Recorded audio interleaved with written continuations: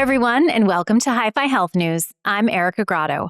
Whether you've used a patient portal for years or are just starting, or maybe are a little bit wary of downloading one more app on your phone, my guest today has some tips on how to make the most of it.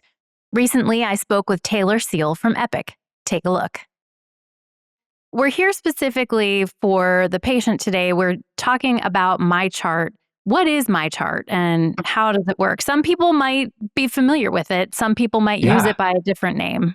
MyChart is the patient-facing application for Epic. So whether you're connecting through a mobile application, through a website on the desktop or on your mobile device, or increasingly through omni-channel tools like SMS, MyChart is how you as a patient connect with your care team and your medical information. So you're interacting with the same system that your doctor uses, and that means you're able to get up-to-date information, communicate with your doc through messages, see your test results, those same medications and allergies, and even do things like schedule appointments. What are some of the features that patients might not know about or maybe don't take enough advantage of? Yeah, some really good ones. The ability to check in for a visit. So completing that documentation ahead of arriving for your visit, even being automatically arrived for that visit. So when you show up and you're in the radius of your office, the office visit, we can check you in automatically and say, hey, this patient is here. Take a seat, wait for your name to be called, and then just go back to the doctor's office. That's the first time you have to interact with a person. Another one that I'll call out is care management tools and remote patient monitoring.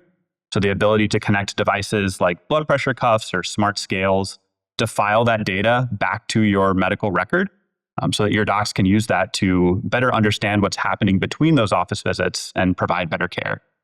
How else can I customize my experience on MyChart?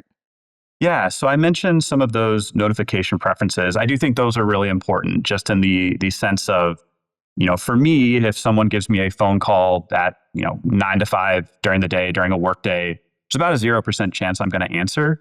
If you send me a text at 6 p.m., that shoots way up almost to 100. So that ability to personalize and say, here's how I want you to reach out to me for appointment reminders or medication refill reminders, and ensure that works for me as a person. Super important. Also being able to add things like quick links and shortcuts to the features of MyChart that you use most often. So if you're using it to schedule appointments or manage a chronic condition, maybe it's something that you use for telehealth pretty frequently, you'd be able to put those up front and center in MyChart. That's it for us today. I'm Erica Grotto for Hi-Fi Health News. Thanks for watching.